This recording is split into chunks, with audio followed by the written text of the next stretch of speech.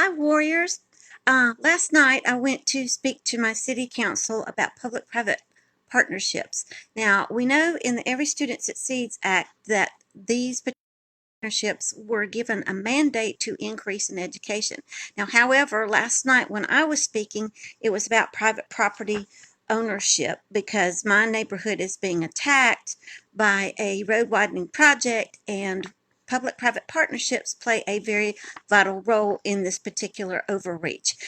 So my comments will be geared more toward that, but we can easily apply these to education. The reason I'm sharing this is we are seeing more and more people speak out about the dangers of public-private partnership, and I wanted to be able to share this so that if you need this information, whether it's for private ownership of your property, whether it's against your school board, it all applies. So here goes.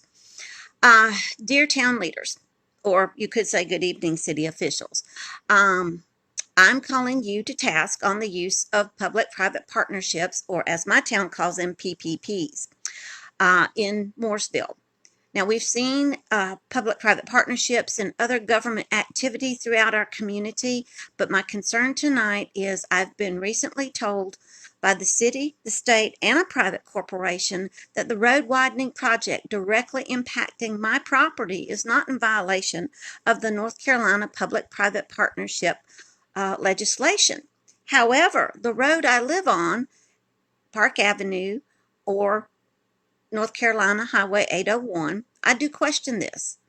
Now, according to our general statutes, the state can enter into a public-private partnership if there's a critical need that's been identified. Yet this partnership is between the city of Mooresville and the private corporation. The $1 million bond guaranteeing that the work will be done is between the private corporation and the state, yet the city has rubber-stamped this project. So where's the real authority?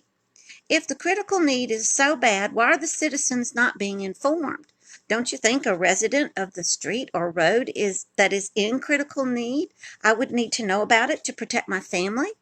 I've also been told that this is the way that Mooresville conducts most road projects because it's easier and we don't have to use the taxpayer money. Basically, I felt like I was dismissed as an uninformed.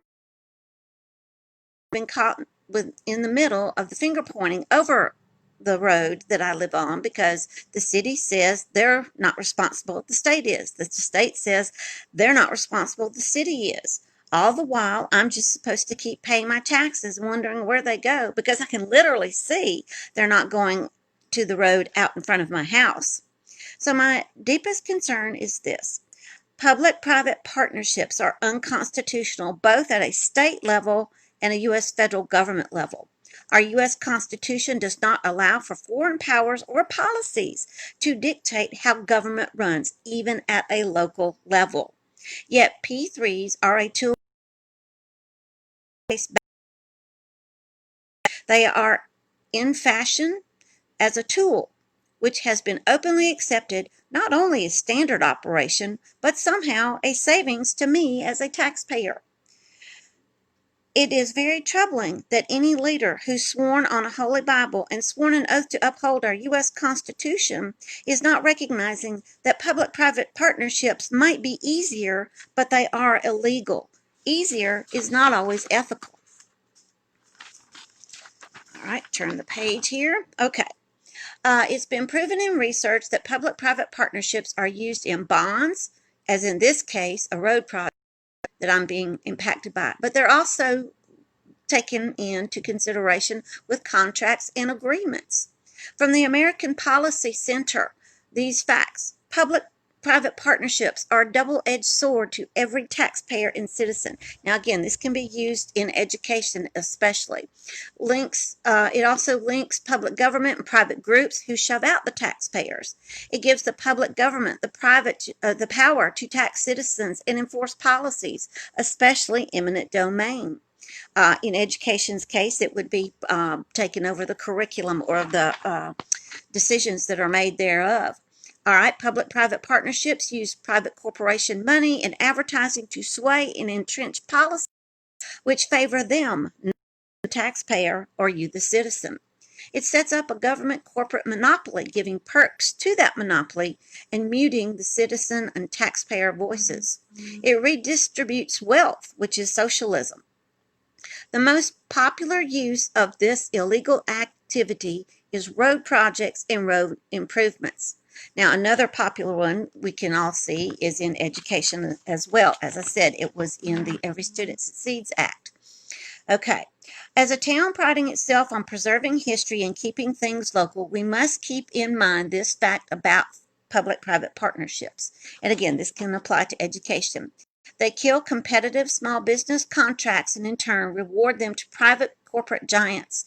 While the private corporation receives tax incentives, I in turn don't get a tax break. In reality, I don't have a seat at the public-private partnership table, but my property sure does, or you could say your child does. This is not good practice of representative government, but a government that borders on tyranny. For homeowners like myself, all the P3 bonds, contracts, agreements mask a thin veil of my right to own and do with my property what I wish. They deny me the First Amendment right to speak out and not allow for any part in decisions which directly impact my.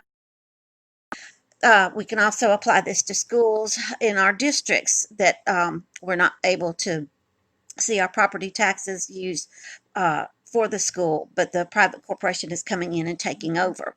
This type of setup for these kinds of road improvements made by public-private partnerships treat my private property as common domain.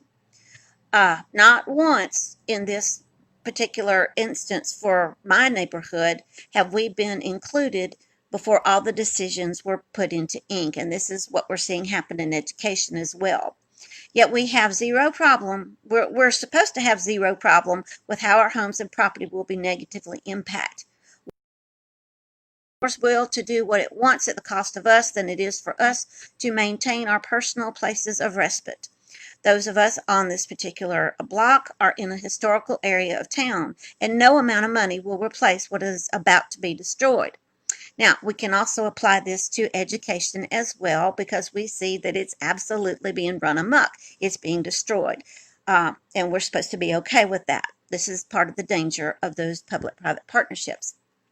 So in closing, I would like to state that I would much rather have my tax dollars used for the roads, in our case, school. That's part of why we are taxed. Because in my mind, this supports upholding the state law, the U.S. Constitution, as well as preserving my voice in how government is to serve me, not for me to be at the beck and call of everyone. I'd also like to remind you, as those elected officials, don't swear on a Bible about that which you will not uphold as constitutional, and then ask me to not only give you my money, but to ask for my vote repeatedly. And then I included the links for the documentation, and I'll share those with you. We have the first one, public-private partnership, property into common domain. That's at zerohedge.com, news, guest post, public-private partnership, another phrase, fascism. The American Policy Center's research on public-private partnerships, you can find that at americanpolicy.org. Just plug in public-private partnerships. And then I also gave them the link to the North Carolina General Statutes. Now, again, these can apply to education as well. Our school, we're seeing our taxes for schools still in place, but we're losing more and more local private partnerships. So if any of this can be taken and used in your area, whether, like I said, whether it's on road improvements, private property, or it's about education, feel free to use it, and I'll talk to you guys later. Thanks.